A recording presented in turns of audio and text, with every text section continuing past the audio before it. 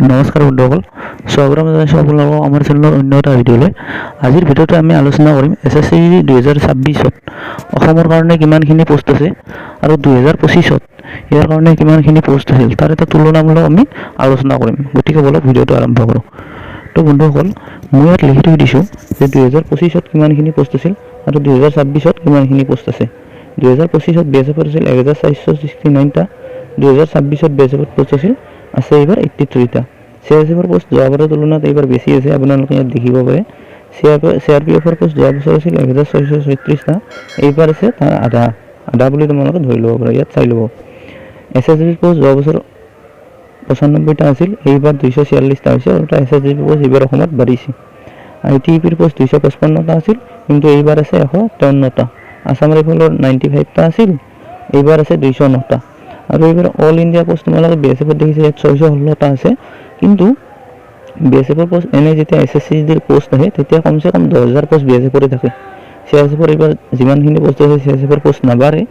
CRPFৰ post 5,000 আছে, কিন্তু CRPFৰ post minimum 12,000 থাকেই যেতিয়া SSCৰ ভেকেঞ্চি আহে। SSBৰ পোষ্টটো 4,000 থাকে, ITBPৰো 3,000 থাকেই, আৰু আছাম ৰাইফলৰো 4,000 পোষ্ট থাকিয়ে যায়। গতিকে এই ভিডিঅ'টোত তোমালোকে এটা তুলনামূলক পাইছা যে যোৱাবাৰ কিমান পোষ্ট আছিল আৰু এইবাৰ কিমান পোষ্ট আছে। মোৰ ভিডিঅ'টো বনোৱাৰ উদ্দেশ্য এইখিনিয়ে যে এইবাৰ যে ইমান কম ভেকেঞ্চি আছে তোমালোকে টেনশ্যন ল'ব নালাগে, ভেকেঞ্চি এইবাৰো বৃদ্ধি হ'ব। আৰু এটা তোমালোকে ইয়াত দেখিবলৈ পাবা যে টোটেল পোষ্ট 2025 আছিল অসমৰ কাৰণে 5,147টা, আৰু এইবাৰ আছে 3,340টা। অল ইণ্ডিয়া পোষ্টটো ইমান আছে তোমালোকে জানাই। গতিকে মোৰ ভিডিঅ'টো বনোৱাৰ উদ্দেশ্য আছিল যে এই যে তোমালোকে দেখিছা BSFৰ পোষ্ট টোটেল অল ইণ্ডিয়াত 616টা, আৰু CRPৰ পোষ্ট 5,490টা। তোমালোকে SSB যিমানখিনি ভেকেঞ্চি হয় ন, তাৰ আধা ভেকেঞ্চি BSF আৰু CRPৰে থাকে। আগৰ আমি ভেকেঞ্চি দেখিলে এইবিলাক অধ্যয়ন কৰিলে গম পাওঁ, তোমালোকে চাই ল'বা।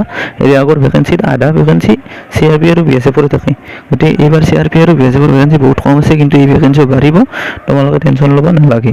গতিকে তোমালোকৰ কাম হৈছে এতিয়া মক টেষ্ট দিয়া আৰু ইয়াৰ মাৰ্ক ইম্প্ৰুভ কৰা, কিয়নো পৰীক্ষালৈ এক্সামলৈ বহুত টাইম আছে। গতিকে তোমালোকে যিমান পাৰা মক টেষ্ট দি থকা আৰু মাৰ্ক ইম্প্ৰুভ কৰা। আজিৰ ভিডিঅ'টো ইমান আছে। যদি ভিডিঅ'টো ভাল লাগিছে ভিডিঅ'টো লাইক কৰিবা, শ্বেয়াৰ কৰিবা, আৰু চেনেলটো ছাবস্ক্ৰাইব কৰি দিবা। জয় হিন্দ।